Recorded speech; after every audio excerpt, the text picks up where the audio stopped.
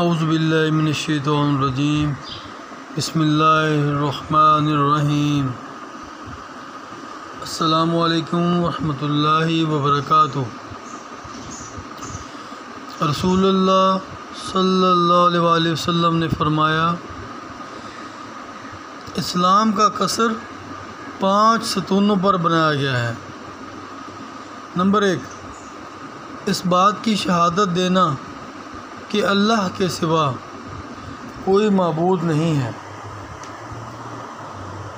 اور یہ کہ محمد صلی اللہ علیہ وسلم اللہ کے رسول ہیں۔